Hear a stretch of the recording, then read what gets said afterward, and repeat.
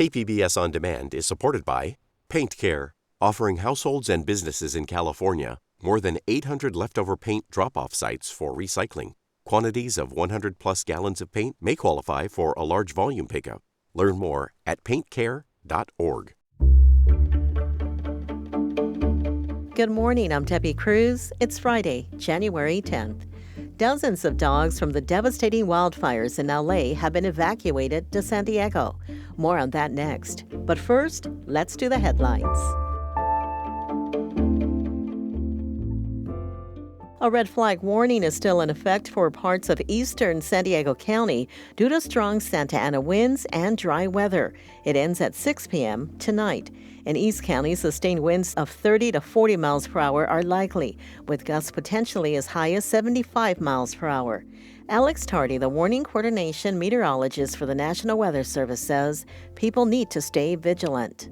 We don't know where there's going to be a spark, if there will be, so we want to prevent those. That's not predictable. But what is predictable is the weather and how dry it is, and if we do get a spark, how erratic and extreme behavior, where the fires may be impossible to stop in some cases or just difficult overall. So everyone needs to be aware that the vegetation in our area, as we're having these Santa Ana winds, the vegetation thinks it's October, even though the calendar says it's January. It's that dry. The Weather Service said there's a chance of weaker Santa Ana winds early next week. Commercial flights are officially coming to Carlsbad's McClellan-Palomar Airport. San Diego County supervisors on Thursday approved a 2-year lease agreement that will let American Airlines begin daily flights to Phoenix. American will operate an Embraer 175 jet, with the first departure starting at 6:15 a.m. The last time commercial flights flew out of Carlsbad was in 2015. Yeehaw! The San Diego Rodeo returns to Petco Park today through Sunday. According to the Padres, the event brings together some of the top rodeo athletes competing for more than $800,000 in prize money. In addition to traditional rodeo events, this year's event will include after-parties and concerts. Like last year, animal rights groups are opposing the rodeo. The group Last Chance for Animals is planning a protest today outside Petco Park. From KPBS, you're listening to San Diego News Now. Stay with me for more of the local news you need.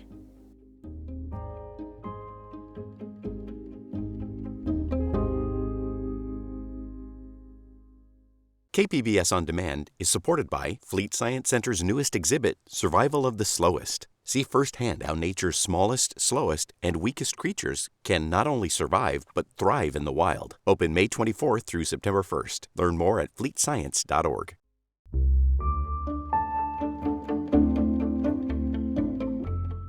The San Diego Humane Society helped to evacuate dozens of dogs from the devastating wildfires in LA.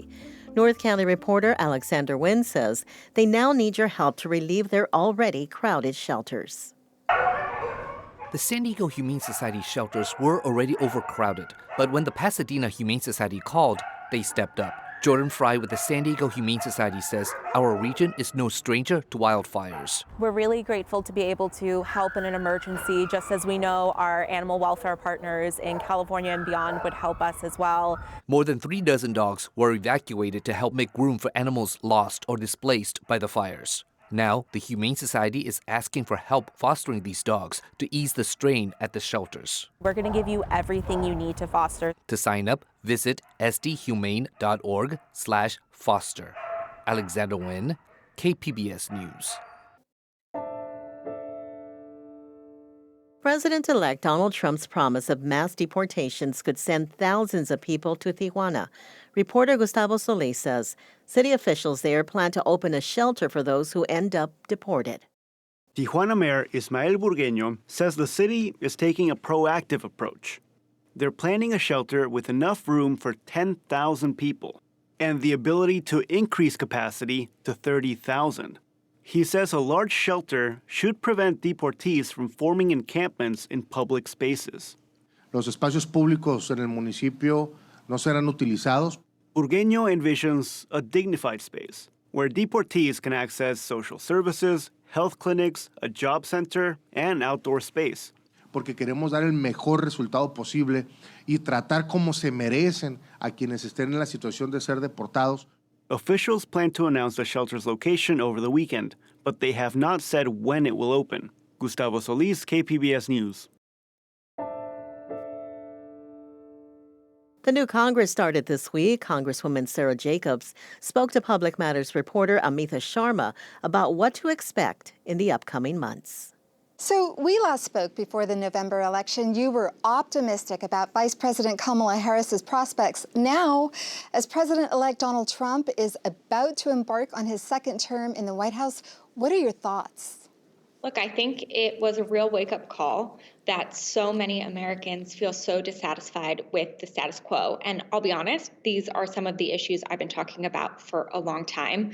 We know the cost of living is too high, and frankly, we as Democrats didn't do enough to address it. And I think that we need to do a lot more on that issue. And that's what I'm going to focus on in these next 2 years, finding ways to continue to get things done for our community on issues like childcare, like building more housing, like addressing the really high cost of living that folks in San Diego and all across the country are facing. So, Congresswoman Jacobs, is there common ground between congressional Democrats and President-elect Trump? I know 300 groups sent a letter to the new Congress this week urging them to protect Medicaid, which Republicans are threatening to underfund. You know, it's really hard to tell at this point which Donald Trump you're going to get. On the one hand, you know, he's proposing these big tax cuts for the wealthy and big corporations that would necessitate cutting Medicaid and Medicare and Social Security and other things that we know are incredibly important. On the other hand, people like Vice President-elect J.D. Vance spend a lot of time talking about child care and the child tax credit. And so we're going to try and find areas to work across the aisle and actually be able to get done these things, while also recognizing that a lot of the incoming Trump administration's agenda will really hurt families in San Diego, in particular around the issues of mass deportation, which will really affect our economy in San Diego, and the trans troop ban that's going to severely hurt our military's ability to recruit and stay ready for whatever the future may hold. Well, let's talk about mass deportations of undocumented people. Polls gauging Americans' support for this plan are mixed. There are between 150,000 to 170,000 of those people who fall into that category in San Diego County, and about another 150,000 who live in mixed status households. California is a sanctuary state. How do you think this issue will unfold? I think we in San Diego know better than most how important our immigrant community is to our economy and to the fabric of our communities. And so I think what we need to understand when we're talking about this mass deportation plan of the incoming Trump administration is that it will be a broad-based, broad swath deportation, even of folks in mixed status families, even they've said potentially U.S. citizens, in order to quote unquote keep families together.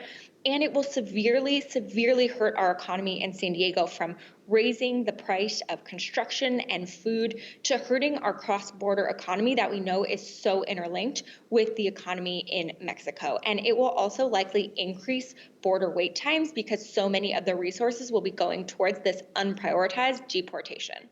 So what do you view as your role if these deportations do get underway?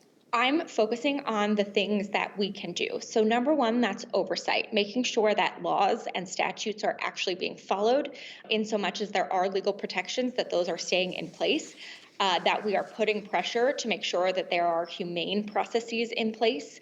And then to see where we can find areas with some folks across the aisle. Remember, they will only have a 1 to 3 person majority here in the House, where we can push back on some of these really harmful things and, you know, find a handful of folks on the other side of the aisle who are willing to do this.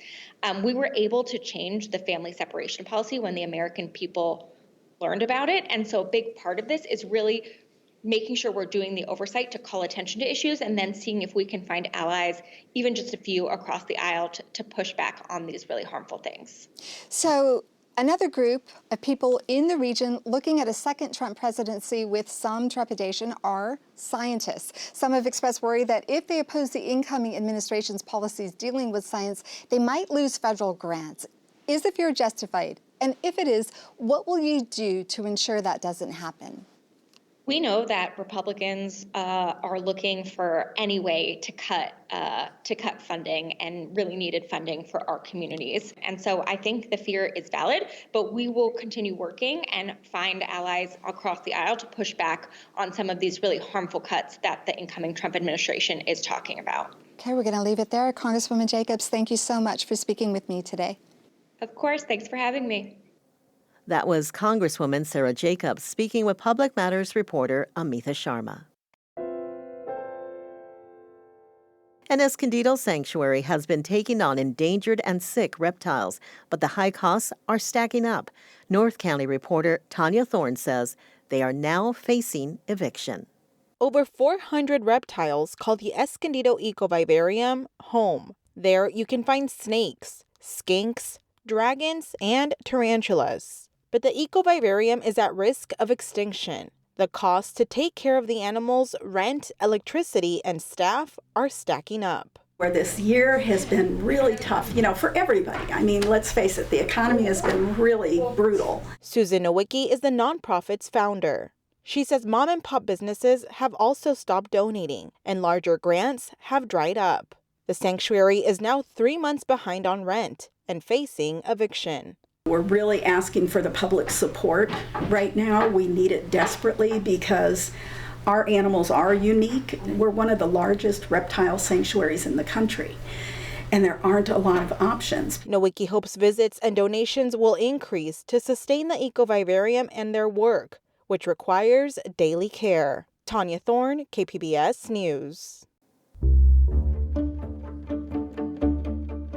That's it for the podcast today. This week's podcast was produced by Lainey Alfaro and Brendan Tuccinardi. It's edited by Brooke Ruth. As always, you can find more San Diego news online at kpbs.org. I'm Debbie Cruz. Thanks for listening and have a great weekend.